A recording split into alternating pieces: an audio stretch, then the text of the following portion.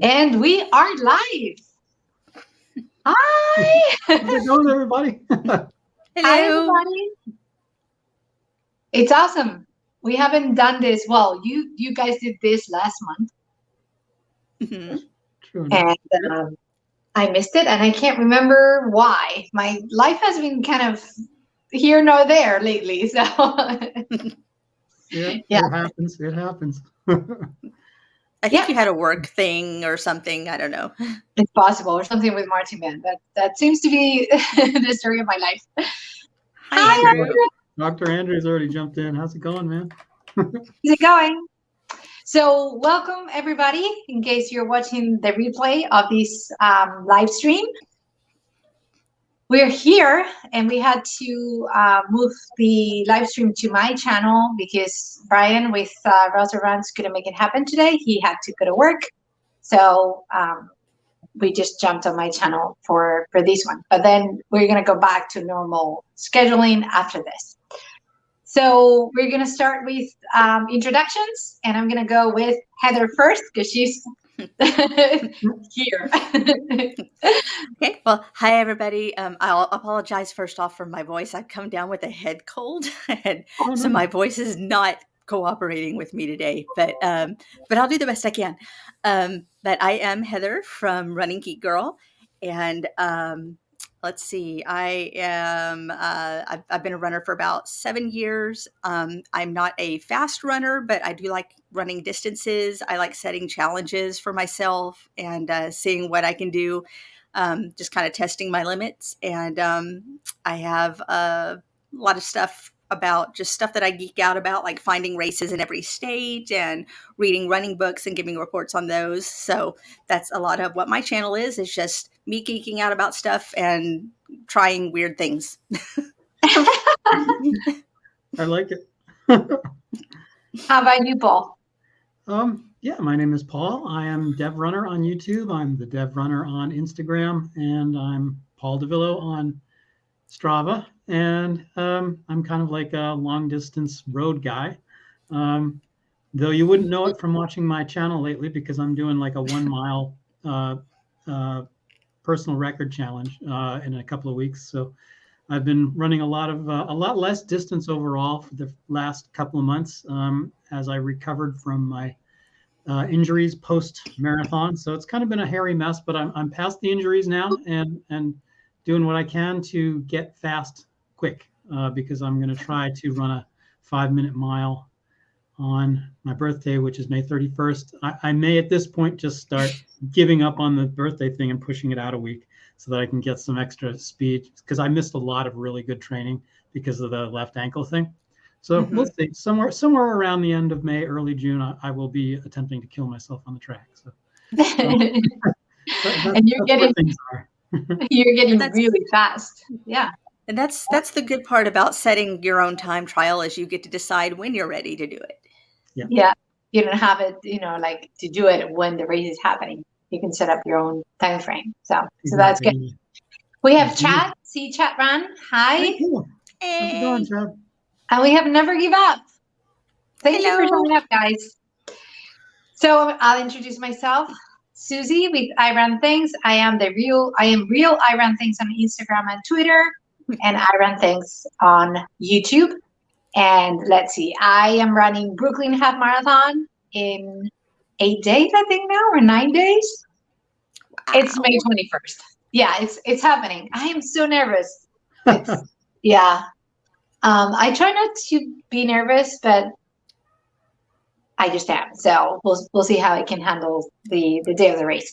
And then after that, I'm going to do the Atlantic City Marathon, where I'm going to try to get as close as I can to 4 hours. That's going to be interesting.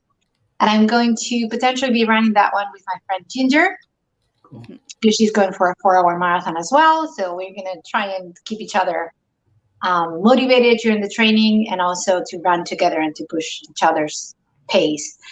And then after that, I'm going to run Philadelphia Marathon, and that's this year. And then next year, I'm going to start with the Walt Disney World Marathon, for which I'm running and fundraising money for Team Muscle Builders. And there's going to be a lot of events on my channel coming up really, really soon to fundraise dollars for this cause. It's a nonprofit that's raising funds to build a clinic at Brady's Hospital in San Diego for kids who have muscular dystrophy. So it's a very important cause. So I'm excited. I'm excited to raise money for them. So good for you, Suzie. That's awesome.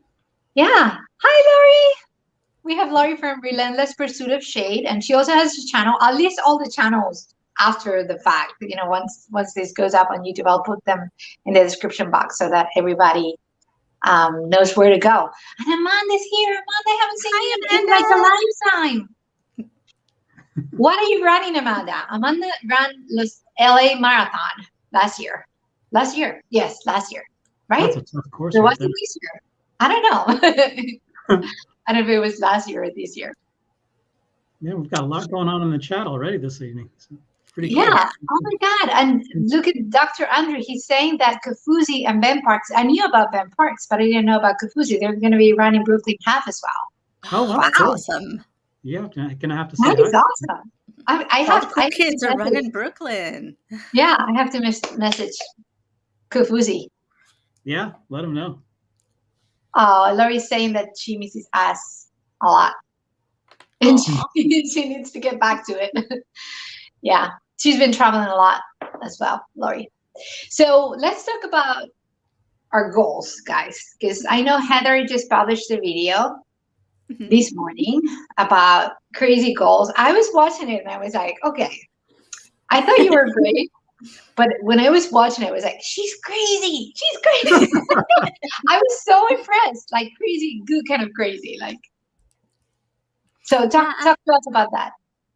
Yeah, I actually have recently I ran my first 50K, and because I knew I wanted to do an ultra. So, you know, I do want to do another 50K sometime, but I'm doing one this summer. It's a little bit different. It's called the Death by 5K. They've got 3 different locations in the U.S. right now. They're hoping to expand this to more cities as they go along, but this is the first time they've had it in Arkansas. So it's a 5K every 2.5 hours for 24 hours. So you end up running 10 5Ks, but you get that break in between, which can be good and bad because you can rest, but it also gives you a chance to, you know, kind of get sore and stiff in between. Yeah. So you have to kind of manage what you're doing. Plus it's in Arkansas in August, which is very hot and very humid. So that's going to slow things down a little bit. So that's more that you have to deal with. And then, of course, you're up running all night. Not really much of a chance to sleep in between each 5K. It's cool because the start and finish line is on the rugby field at the park where we're doing all the running. And so they said, if you want to sleep in your car, you can do that, or you can bring a tent and do that. We're going to have people cooking food. So, you know, they said, nobody's going to starve. We're going to make sure you're well fed. But that's my next 50K challenge. And then I've talked about it before, but I do want to run at least a half marathon in every state. And so I've only gotten a couple of states that I've knocked off the list. Arkansas, obviously, because I live here, and Florida, just because I've run enough Disney races. And I'm like, it's time to start expanding that list. So I've started looking at other half marathons, and I've signed up for the Route 66 marathon in Oklahoma, which is a nice flat course. So I figured that's a pretty good place to start. It's not too big a drive from where I am, and plus it's Route 66. So, I mean, getting to run on that would be really, really cool. So, so that's and then I have a few others that I'm looking at and hoping to get registered for pretty soon. Very nice. We got a question. All at once for 24. Either way, I'm slow.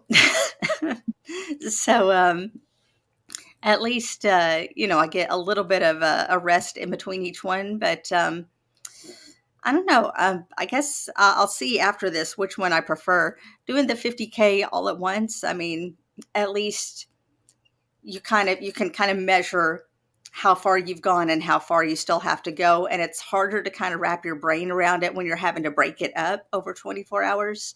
So that's going to be really, this is going to be more of a mental thing than a physical thing. Because I know physically I can do 10 5Ks. I can do that. But it's just a matter of breaking it all up and in the heat and humidity and overnight. That's going to be the hard part. So. Right. And I think you and I both did the Yeti challenge. Didn't we do it like in 2020? And to me, because you're doing a 5K every 4 hours or 24 hours, which is less distance. But to me, the challenge there was not this leap.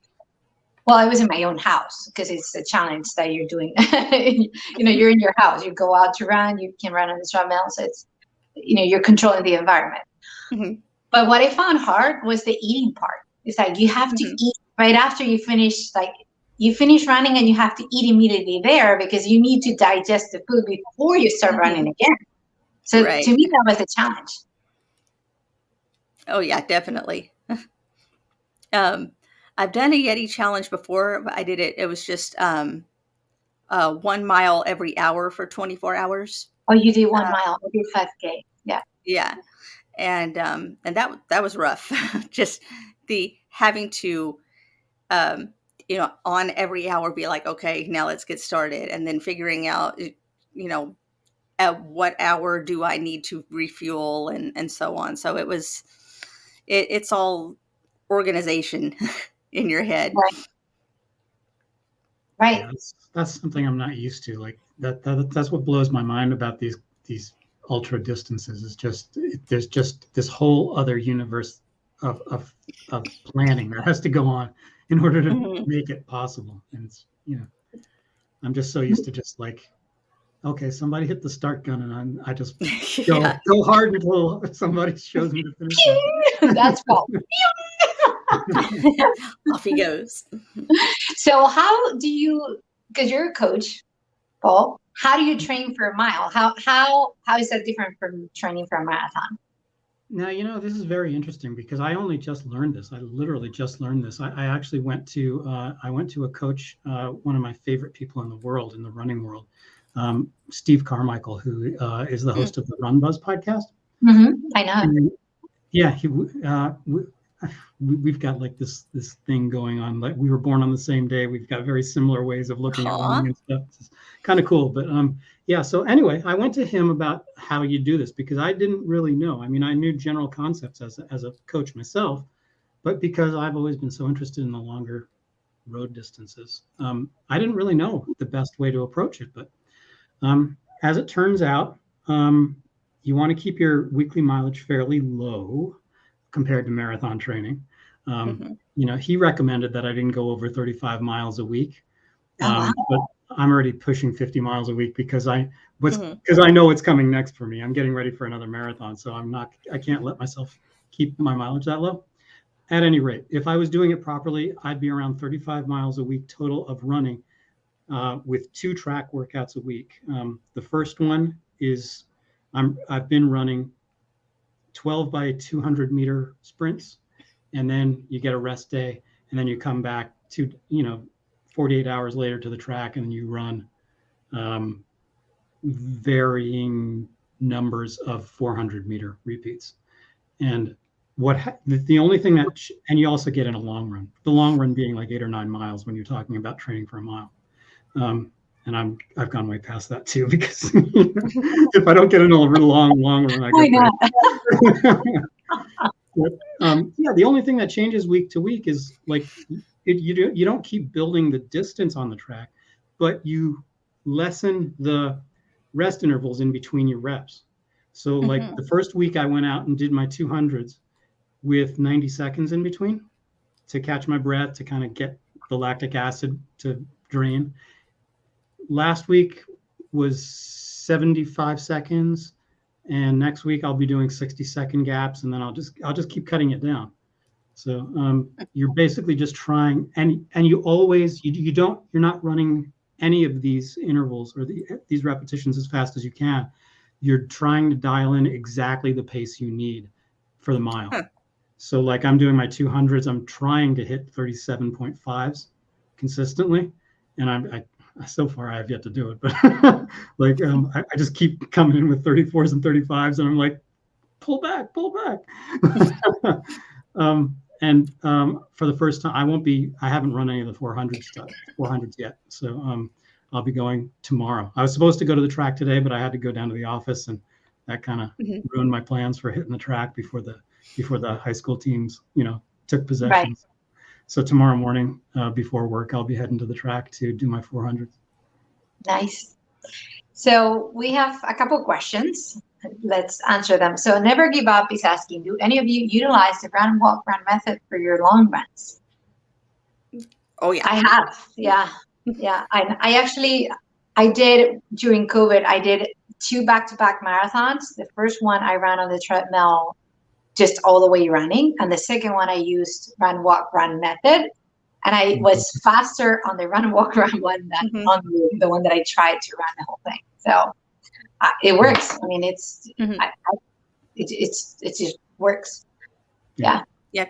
Usually anything above a 10K, I can do run, walk, run and be faster than I would if I were just running straight.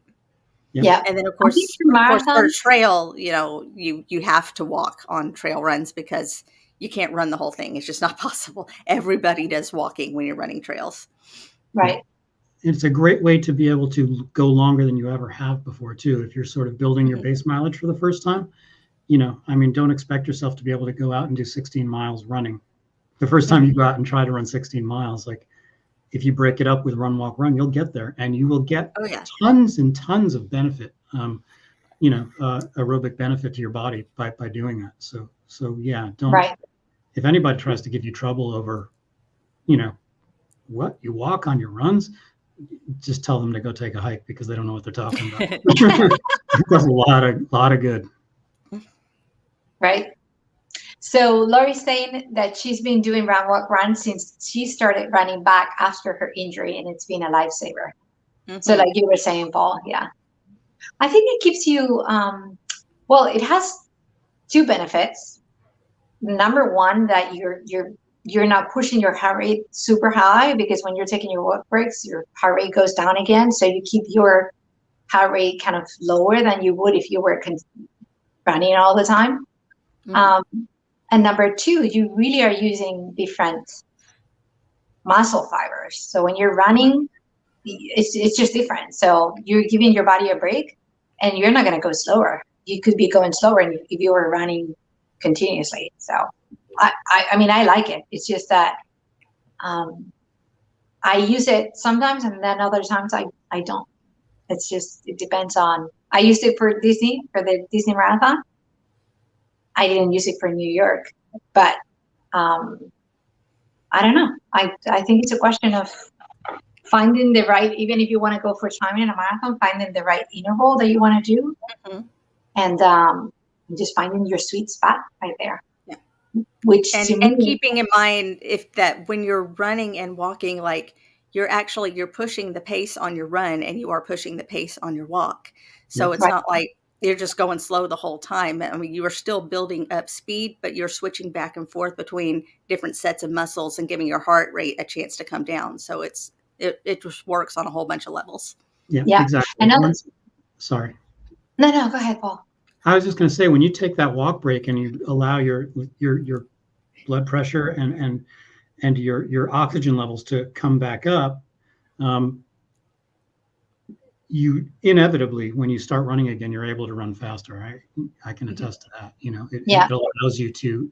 That's why I think when Suzie was talking about her second of the 2 marathons, she was able to run it faster with the run walk method, because I assume when you resumed running again, you were able to pick up the pace. So. Oh, we were doing, so I ran on the treadmill with a friend. She was on her treadmill and I was on mine, and we were like running on Swift. But we had the camera connected so we could see each other running. And we kept pushing each other, which was really nice. But we were doing we were doing 9:1, 9 minutes running, 1 minute walking. The 9 minutes running, I think we were doing 8:30. Wow. So we were like going, going. Yeah. The beauty of the run to me is that I've never hit the wall doing the run walk. And when I have run the marathon, like even when I ran New York City and I was in really good shape, at mile 18, I was ready to throw in the towel. I was so tired of running. I was like, I don't want a medal. My husband texted me and said, think about the medal. I was like, I don't want a medal. I just want to go home. I just want to take a shower and eat. Like, yep, I want some pizza. oh my God, it was so bad. But when you do the run walk, it's like you're not fresh, but you can keep that, I don't know, that momentum going. You always have a break to look forward to. Yeah, it breaks it in small chunks. So it's easy to think, okay, I'm on my whatever minutes, 4 minutes running, 1 minute walking. I just have to get to the minute walking and then I rest. Yeah. And then you start again. So it's more manageable. So even mentally, it's good. Mm-hmm. Absolutely. Yeah. I know of people. I've watched interviews and read books of people who've taken the run walk method to the extreme and used it to qualify for Boston. So I mean, I know people who have qualified. The only thing is that to me, for me to qualify for Boston with a run walk, my running portion would have to be so fast. Mm-hmm. I don't know that I can make it happen. So to me, I'm going to try and qualify for Boston, which is something I want to do, running the whole way, because I know that I can't run as fast as I would need to run if I put the walk portions in there. Now, Suzie, I don't want to change subjects too drastically here, but I think now you running super fast is like going to be a lot easier because of your new shoes. We have to talk about shoes. Let's answer this other question. This one is for you. When's the next shot at 2:45, Paul? Oh boy, the road. No pressure. Yeah, I know, right? The road to 2:45 has already begun. When I was talking earlier about why I'm running more mileage, even though I'm training for a mile, it's because I know what I've got to do as I build towards my next shot, which will be, I really want to run it in December. Let me use this as a jumping off point to sort of like my bigger picture plans. I want to take another shot at 2:45 or 2:40 anything. That's the way I'm approaching it this time. I want a 2:49. 2:45 will come eventually. I just want a 2:49. I'm hoping to be able to do that in December. So far, I would love to go to the California International Marathon to do it. I don't think it's realistic for me, unfortunately, because of home situation. I've got some challenges here with the family, so it's probably going to end up being the Jacksonville Marathon in Florida, where I take my shot. And the reason I want to do it in December is because I may have already announced this last time we got together. I don't remember, but I'm going to Boston in 23. So if I run a marathon in December, like with all out training where I'm just going for broke, I'll have enough time after it's over to recover and get in good shape for Boston in April. So those are the big plans. That's how hopefully it will all pan out. So exciting. Oh my God. I'm so jealous right now. I always say that I want to qualify for Boston and then I can run every single marathon after that in 7 hours. I don't care, but I just want to qualify, I'm realistic. I'm just saying I'll just go through a charity. But you're not, I mean, slow is relative. I don't think you're slow, Heather. No. It just depends on the day, I guess. I don't think you're slow. Again, slow is just relative. Okay, we have another question from Pursue Purpose. What's the biggest injury you have had to overcome? What specifically got you back to fitness? Pregnancy. I've never heard it put as an injury before. In roller derby, we used to call it the 9-month injury. It's like, oh, she's out. She's on the 9-month injury. Oh, okay. You're doing your 9. Yeah. Do you 9? Do your 9, and then just yeah. Speaking of which, before we pursue this, guys, this is just a perfect place to put this in. Did you anybody see Gwen Jorgensen's big announcement yesterday? Oh yes, I did. Yes. That's awesome. So cool. Yeah. I'm By the way, excited for everybody, her. she's pregnant. Yeah, because she's gonna. I mean, the way she put it, they actually timed it so that she could try and qualify for the Olympics again. And yeah, I mean, I love her. She has a channel as well, a YouTube channel. Yeah, She has awesome. phenomenal content. Yeah. Yeah, I watch her all the time. She's just super, super awesome. Yeah, she's so relatable.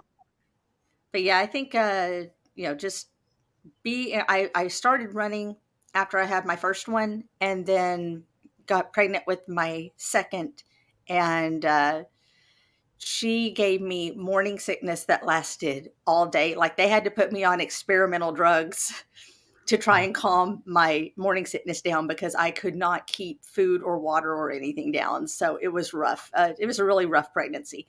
And she's a fidgety sleeper, so she never stopped moving, 24 hours a day moving. And she's still like that. But so yeah, I could not really keep myself in shape during that pregnancy. I had to just cut running and everything.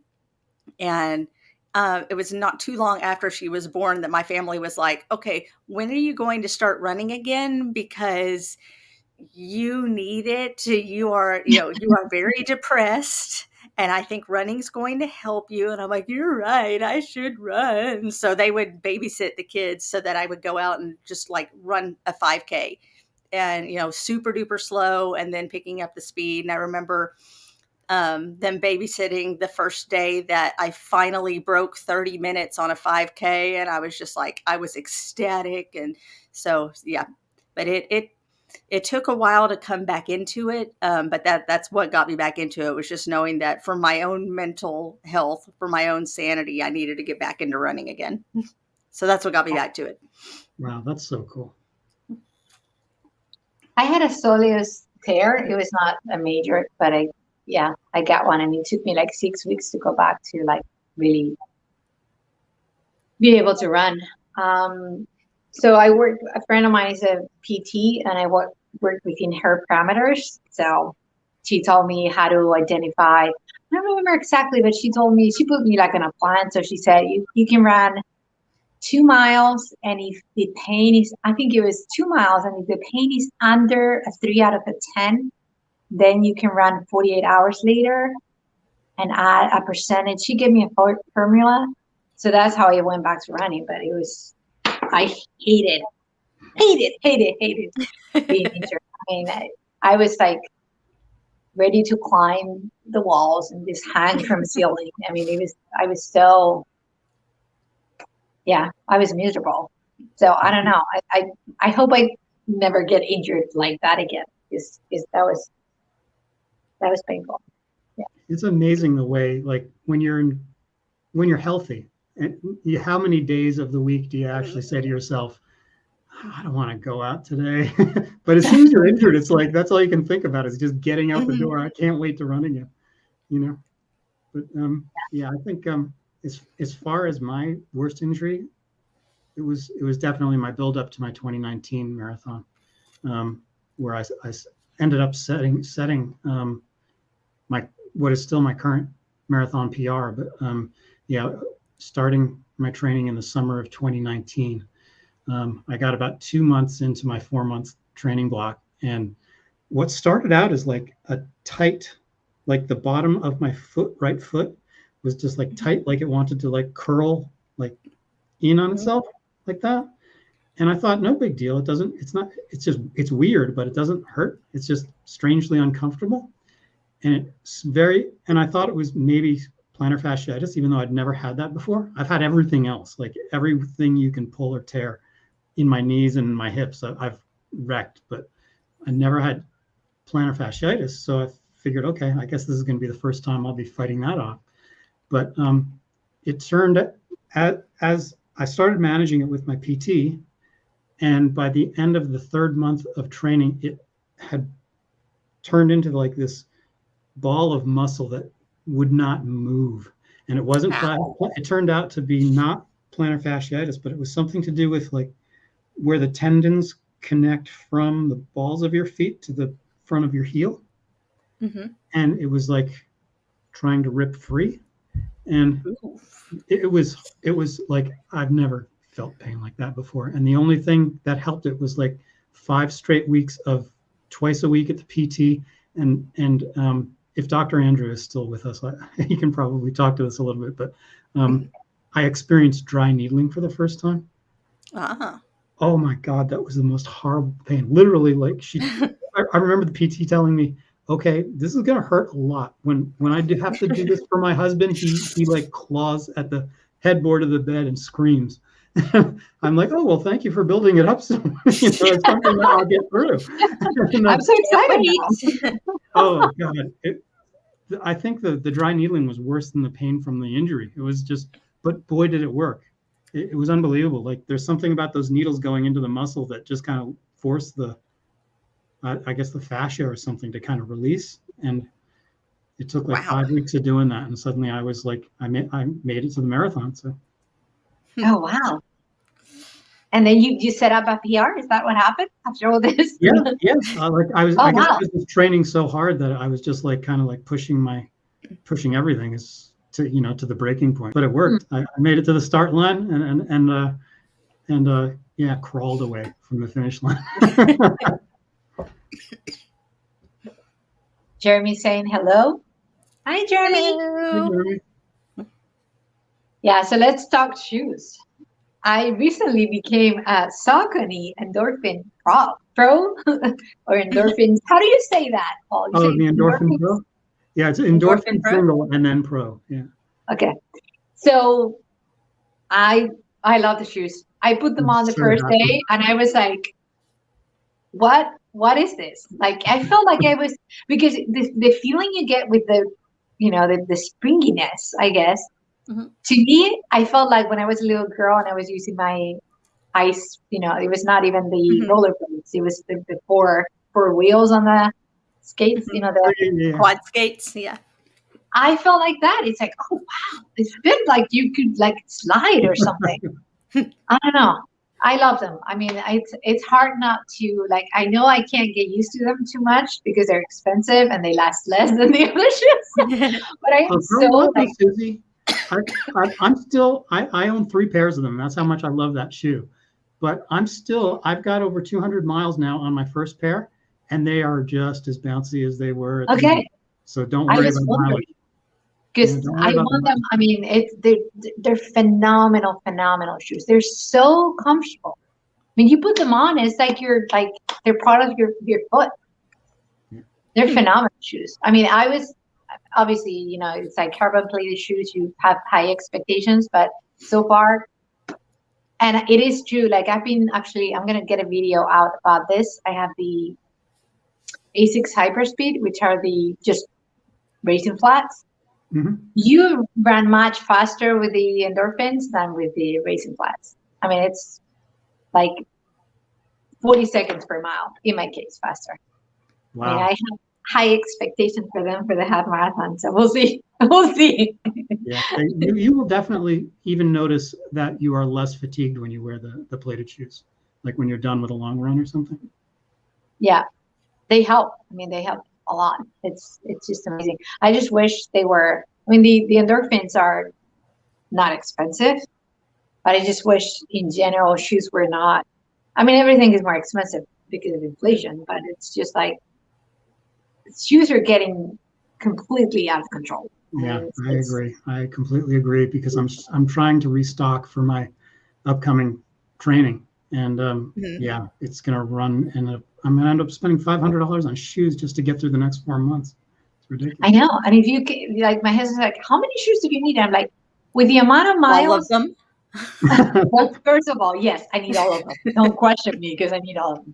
But in terms of like numbers, I've been running like 40 miles a week, 40 to 50 miles a week since like last July.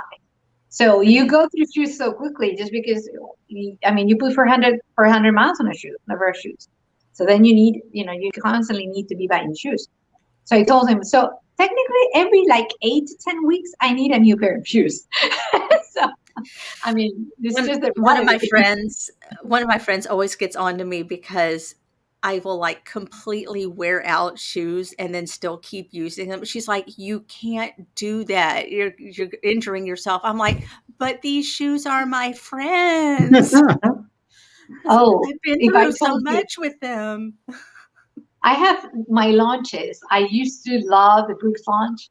Mhm. It's just that, they keep changing them a little bit with every iteration. And then finally they changed them so much since the first time you bought them that then they're not your shoe anymore. At least that happened to me. So I bought the Brooks. I think I owned like 4 or 5 pairs, and it was a new iteration every time there was the Brooks Launch 5, the 6, the 7, the 8s. I think it stopped at the 8s. And then the 8s were not as good as the prior, iterations were. But I still have them all. And I have them actually in the laundry room under the sink. So much so that my husband says, we're going to have a flood from the sink one day and all these shoes are going to be ruined. And I'm like, it might be a good opportunity for me to realize I should part with them. I just have them there. It's like they're all parked there, like nicely. Yeah, my closet is a mess with all my old shoes because I refuse. I keep them there because I know I'll use them for like street shoes, and I'll use them for mowing the lawn and stuff like that. So yeah, I got piles of them. They're not comfortable anymore for running, but you can use them for something else. It's just that we go through shoes, at least I think. I mean, we all run a fair amount of miles, so we go through running shoes so quickly. It's impossible to catch up, like even if you're walking with those shoes, like I have 5 pairs of shoes that I can walk in. So, but I'm never going to wear them out because I walk a lot less than I run. So I keep yeah. At some point you have to, I wish you could, I know in some places, some countries, they actually sort of recycle them. They put the new rubber at the bottom. And then they sell them to someone else. So yeah, I know there used to be drives for this is going to sound ignorant, but somewhere in Africa there was a big drive going on for sending used running shoes over there. It was a couple of years back. We have a marathon here in Arkansas, and it's all the money goes to help fund some tribes that are in Kenya. And one of the things that they ask you to do is bring all of your old running shoes, because then they refurbish them and give them to the people there. That's so great. Right. And if you think about it, I mean, my shoes they are not as springy as they used to be, but my shoes are in good shape. It's just that the sole. So if there was a way to just replace the sole, everything else is fine. So, yeah. Okay, so more questions, more comments for Sue Purpose. My PBs have been in non-super shoes. Great for you. So if you had super shoes, you would be much faster, potentially. I ran a 5:57 marathon in Asics Dynaflight shoe. Dang. Wow. And then 57 is so fast. 1:22 half marathon in a training run in the Adios 6. I love the Adios. Yeah. I've been very curious about those. Yeah, they're on sale right now at Running Warehouse. So I was just looking at those. Yeah, they're great shoes. I mean, they're just basic shoes, but they're number one, super comfortable, at least for me. And they are just what you need for all kinds of runs. Like both the Boston and the Adios, they're just comfortable for any kind of run. But I have always PR'd in the Boston, actually. Like even when I ran my last half marathon, I PR'd and it was in Boston. So they're great shoes. It's amazing.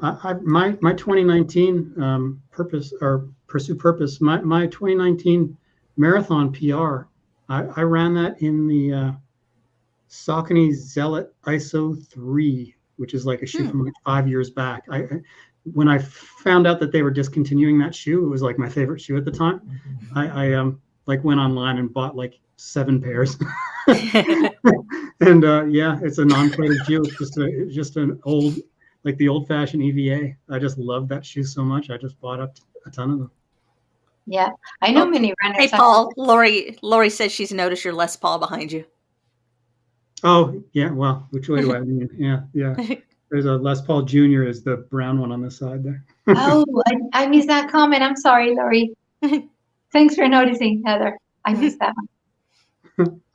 So Pursue Purpose, another one. I just did 10 half marathons in 10 days, finished yesterday with a PB. That's pretty impressive. Wrong. That's the way to do it. Mm-hmm. A PB for those 10 or a PB in your whole running career? I'm curious about that. You're right. When I run easy, my tempo next percent, my easy pace is 30 seconds faster per kilometer for the same heart rate. Yeah. I've heard really good things about the next percent. Yeah. Nike shoes, again, they're the most expensive ones. And then if you think about it, you get what you pay for, really. Oh, yeah. There's a study. This guy, his name is Goran. He's a Swedish guy. He's a runner. He has a phenomenal channel. I discovered him the other day, but he does a lot of like really in-depth analysis of stuff. And he was talking about a study that this independent organization did on the super shoes. Mm-hmm. And the Nikes and I think it was the Asics were the faster ones. Like with the same runners, like they did this study for like 6 weeks. They would run at different paces, and the same runners were faster with the Nikes and the Asics. And then the Sauconys were like kind of in the middle there. And then at the very bottom, it was, I forgot which ones it was. But he listed the study and everything on the video.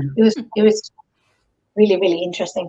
So, but these numbers, I'm glad the numbers reflect sort of like what the popular culture says, because everybody always talks about, the Vaporfly 2s and the Asics Metaspeed Sky, and now the Metaspeed Sky Plus is out. If I could afford them, man. Oh, wow. I know Forrest, a Dean runner, uses Asics Nova Blast, and he loves those. Yeah, I'm thinking about going with that for sort of my tempo day shoe, just because they're supposedly so springy. Right. I am really curious about those shoes too. Yeah. There's so many shoes that I'm curious about though. It's like, if I could, so which shoes are you running on right now, Heather? Because you were a fan of Brooks, weren't you? Weren't you using the Brooks? I've been using the Asics. Oh, okay. Kind of that's kind of my go-to brand. So, yeah, mostly the Asics for everything. Oh, the Nimbus, right? Mm-hmm. Although my trail ones, I've been using the Gel Sonoma 6s, and I'm going to retire those because I put way too many miles in them.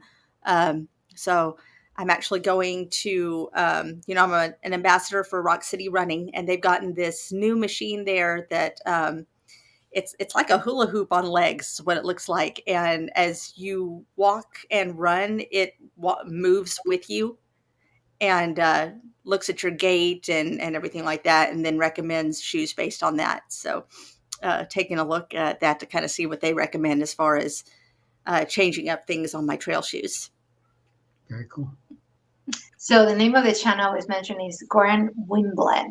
Yeah. I'm gonna have to check that out. I don't know that name. He's a great videographer. He has a really good thing going on there. It's a little bit like Running with Mark. Mm-hmm. Oh, okay. But even more like he has a lot of like drone. He's really good with like the camera angles and like he has. I don't know how he films, but he must have like a script of some sort, because it's like really like superior. Maybe he has a background in cinematography. I think because it's like what he's doing is like really, really, really good. Yeah, it's almost like a movie, like a documentary. He's good. He has a good channel, and he runs a lot. I mean, yeah. That's my new favorite channel. You know how YouTube sometimes. It has me wonder, like, how is the algorithm not like not that, do they not know that I am like into running? Like all of a sudden they suggested Goran Winblen, and I was like, where have I been that I didn't see this guy before? And he has like 150,000 subscribers, I think. Wow, really? He's a big channel. Oh, so Pursue Purpose is saying that's his job.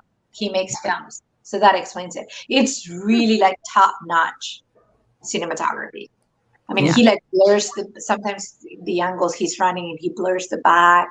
It's really, really good. Top notch. Cool. Yeah. Yeah. So now that we're talking about YouTube, which channel have you discovered any new running channel that you can recommend to the rest of us? Yeah, I can go with one. I have got front of mind immediately that I'm very proud to, or very happy, to let the world know about. Do what I can to make him a bigger channel. Neil over at Run Sensible. Oh, nice. Yes. Yeah, he's awesome. He is good. I don't know if officially he's a PT, but he's a doctor of running in some degree, like as his day job. And his advice is always really solid. Like it's like, he doesn't go with he's never just spouting sort of like the flavor of the month stuff that you hear everywhere else. He just says, like he'll tell you outright, forget about all that garbage, just do this. And it's great because when, last month when I was still nursing this injury, he just happened to do an ankle rehab and prehab video that just happened to align with exactly what was going wrong with me. And I did all the exercises that he said, and it was within a week that I was like fine again. So I'll sing his praises happily. Nice. So we have Funder's Corner. North Carolina. Hello, North Carolina. Hey, it's Ryan. Aren't you interviewing Seth James Moore tomorrow or sometime? Or did you today? He's doing a live stream. Ryan is doing a live stream. Yeah. I have an interview with him that I need to edit. Like just. That is so funny. I just talked to him yesterday, and it's going live tomorrow morning. Oh wow, we're gonna like flood the waves with Seth. Yeah. Then I'll wait to post mine then. Seth has been getting around the last couple of days. Because there's a lot. Yeah, I know because he posted. He said, I am available, and he had his calendar, and I snatched the last 30 minutes. He had oh, that's hilarious. That's hilarious. Yeah. Like the last. Like, I just snatched the last. There was nothing else. I just took it. I was the one right before you then. We got the last two. I was wondering who else was, like interviewing him. Yeah. I was like, oh, wow, he's making the rounds. Yeah. That's pretty cool. That's tomorrow at 4:15 Mountain Time. Okay, I'll be there. Yeah, I'll do my best. More running with Andy. Yeah, running with Andy. I don't know him, but I'm gonna check him out. And then Pursue Purpose. I feel your pain. I've made 143 videos and only on 400 subs. And we can talk about that. James Ward. I don't know James either. There's so many good channels out there. I love the fact that the running community on YouTube is just like there were two waves. I think the wave that like you started before me. I know, Susie. I think you started like a year before me, and then there was like I was part of a wave, and then there was like 2 years where everything kind of stayed the same, and then in the last like year, there's been this whole new wave of new people. Mm-hmm. It's just awesome. I love it. Yeah, it's hard to make it on YouTube though. So fun fact, I was traveling first for work, and then I had a marching band trip. Well, a band, technically it was instrumental music. So it was orchestra, band, and marching band. So I was one of the chaperones for the trip. And I'm sitting in the front with another mom chaperone and then two other teachers. And we were talking, and I said, so it comes up in conversation. I'm like, I have a YouTube channel. Well, guys, pull it up and subscribe. So I'm like pushing the subscribe button in their phones. So they subscribe. And it was this close to 2,000 subscribers. So then we step out of it. We're in Busch Gardens. We go down from the bus, we're downstairs, and every chaperone is taking attendance from the group. And I'm taking attendance with my group. And one of the girls, she approached me and she said, what was your YouTube channel? I'm like, oh, you were listening. And she was like, yeah, I want to subscribe. What's your YouTube channel? So then I made it to 2,000. Yay! But it was a lot of the kids actually wanted to subscribe, which was so sweet. I know they're probably never going to watch, but it was so sweet. Like, yeah, we'll subscribe. That's cool. So cute. Oh my God. It was awesome because I was like, I'm thinking make it to 2,000. I just made it because of that. So yeah, but it's very hard to make it in the YouTube world. It's funny because it's the same thing as running. It's just consistency. Just stick with it. Just keep on pushing. But you go. I Boom. do think you need consistency, and as opposed to running, you need also to have good luck. Because I know people with channels that are not that special. Maybe we're going to get into controversial here. But, I watch the channels. They're good. But it's nothing, and they have a lot of subscribers. And then channels that are really, really, really good. It's like, why don't they have like 10,000 subscribers? Like, I don't understand how that works. Like, it's got to be something with like the algorithm not pushing that content in particular. For whatever the reason, because again, I know people who, they put good content, but it's just not spectacular. And then other people with content that blows you away don't make it there, or will make it there eventually. But so I think for YouTube, having that good luck matters too. Definitely. Yeah. So much of it has to do with, I think, manipulating your tags and your descriptions and more than anything, of course, I think it's the thumbnail. I think the thumbnail is like thumbnails are everything. Yeah. That's what sells everything. Ben Notley and Dan Runs, and here we are running, and that running guy. Film my run. I am subscribed and all of this. Yeah, they're all Jared awesome. Williams Ultra, not new to me, but definitely worth checking out. So many great channels have stopped uploading. Oh, who has stopped uploading? I am a huge, we haven't mentioned Mark. I love Matt Bertrand. He's my favorite. I like Matt's so great. Yeah, I like his content a lot. And if you like Ben and Dan and Chris, check out Time on Feet. He's got a really good channel, and Ben is awesome. Yeah. Oh, I don't know Time on Feet either. Okay, I'm like getting old here. Like, yeah, he's a younger guy. He's a younger guy, and man, he's like in the north of England, and boy, some of the views on his channel are amazing. Yeah. There's a lot of people with really good content there, but like I said, there's just people who it's mind blowing that their channels take a little while to take off. So I was gonna say something about YouTube, and I lost my train of thought. But yeah, so how do you plan your videos, guys? Like, do you know what you're going to be talking about before you're going to talk about that, or not? At the beginning of every month, I plan all the videos that are coming out for that month. Good for you. I don't. I have to say, if so, for me, if life gets complicated with, number one, work, which is the one thing that I can't control. So if I have a lot of work to do, I have to obviously pay attention to that because it pays the bills. So if I'm like overwhelmed with work, everything else just falls in the back burner. I mean, my family would come first, but like they're doing well. So, but if work overwhelms me, which it has the tendency lately to kind of get out of control, then YouTube obviously comes to a second.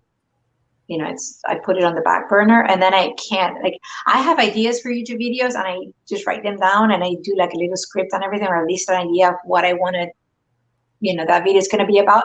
But then I can't film it because I don't have enough. And sometimes the ideas are for this time frame, when you get an idea and it's like, oh, this would do really well, but then you can't film that. And it's like, okay, now I have to wait till next year.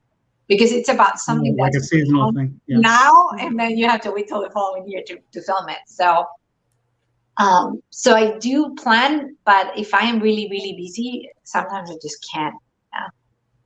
I am on such overload that I can't plan for a lot.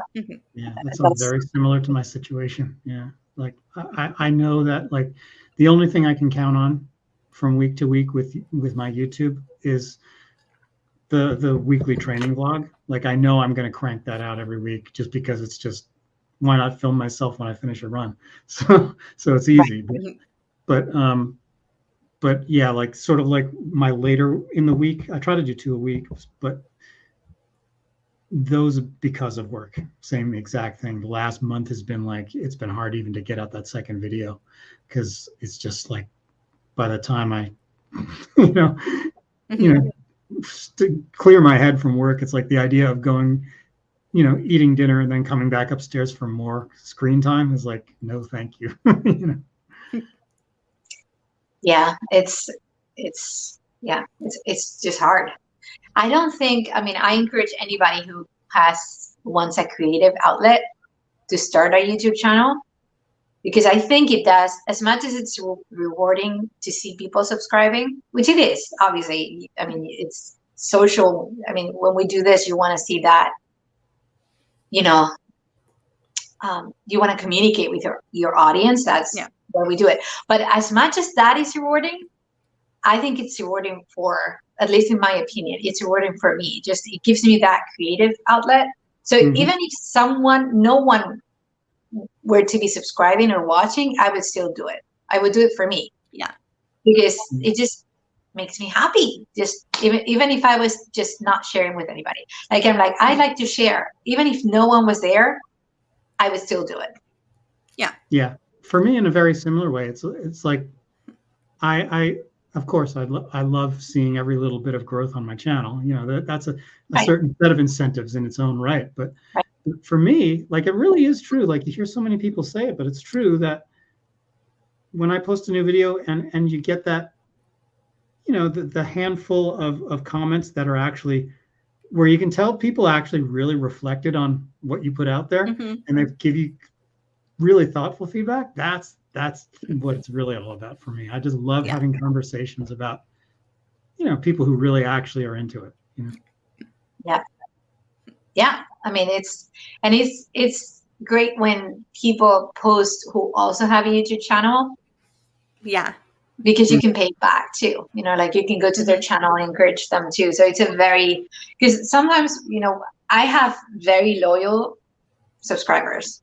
I was saying to my husband the other day, I put a video up there and I know there's certain people who are going to post something within the next 8 hours because they just do. I mean, I adore them. Like, it's so, I don't know. It's just so exciting to know that, there's someone there that's appreciating what you put in, what you give to the world.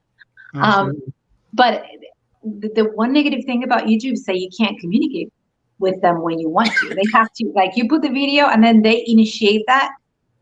Right. There's no way. It's not like on Instagram. Like, I'm on Instagram and I want to chat with Heather. Well, now I have her cell phone number. But if I'm on Instagram and I want to chat with you, I message you directly. Whereas on YouTube, you don't have that opportunity. You can't just say, I'm just going to message this person. You can't. You have to wait till later. And then everybody watches that communication, out for the world to watch, which is, I mean, not that I would want to hide anything, but it's just not, it's not like other social media platforms where you can actually communicate with the person. And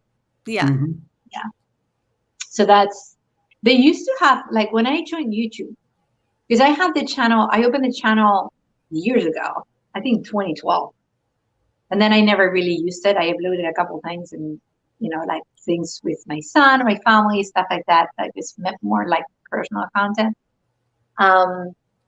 But back then they had a messaging platform, and then they got rid of it. I guess maybe they had issues with it, or that's not what they wanted, but they had like a messaging. You could message people. That's cool. Yeah, so. I think now they're more they just want to generate clicks. They just want to sell that ad time. Oh, and it's bad with ads. I mean, even if you don't monetize videos, I know. they monetize it for you. So, for example, my Walt Disney World video, on purpose, I did not want to monetize it because I wanted to have the Disney songs in the background. Because one of the things that I don't like when I watch other people that film is that they change the music. They put the music as they're running, like, as long as you're not talking, you can put a different, mute the music and put your music there. That's not copyrighted, and then you can monetize the video. So purposely, I didn't want to monetize it. I left the video as is with the original music. Well, I don't know who's making the money from that, but it's monetized because they keep showing ads on that video. It's like, who's getting this money? It must be Disney because it's all, Disney music. So yeah, even if you don't want them to, someone's gonna make money with your video. Oh, absolutely. Yeah. It drives me crazy. My wife will watch mine, on her channel, and she's like, not her channel, but her account. And she'll be like, oh my God, I can't stand sitting through these ads just to, just because you told me to watch your video. And sometimes you want to watch like something basic, like a how-to. Like my husband, he's not handy, so he watches a lot of YouTube videos to find out how to do something around the house. Mm-hmm. So he goes and he keeps like complaining, like, why do you have to watch, like, he curses, like, why do I have to watch so many ads? Like, it's like 10 seconds of ads for like, because they, sometimes you can't even like skip them. You just have to watch the ad. Yeah. Oh, for super purposes, it's saying he's going off to bed now. It's 1 a.m. in Wales. Well, you deserved it. My problem is I watch all my content on my TV, so very rarely comment. It's a huge fault. I need to sort. I would love to run the half marathon in Cardiff. That would be cool. I would love to watch. I would love to run I would love to run anywhere, but England to me, it sounds particularly enticing to me. Mm-hmm. Yeah. The Midlands and North is like just my dream, like landscape and weather for that matter. Yeah. Although they're having a heat wave right now. Like I've seen that running channel, and here we are running. You see them and he's like, I can't believe it's that hot. Yeah. Cool, guys. So I don't know if someone has any more questions. I see there's still people tune in, but we've been here for 65 minutes. So now is your time to get in your last minute questions. Guys, if you have any. And if not, we're also going to just say goodbye. Next month will be supposedly will be on Brian's channel next month. Cool. Yep. Brian's channel, and I'll put everybody's links below in the description. And Brian, if you're watching this later, we miss you. Yes. Yeah. Come back. I can't wait to see the puppy. I know, right? Yeah. Puppy life. Okay, so now let's start from Paul. You were the last one. Why don't you start saying goodnight? Sure. Yeah, everybody.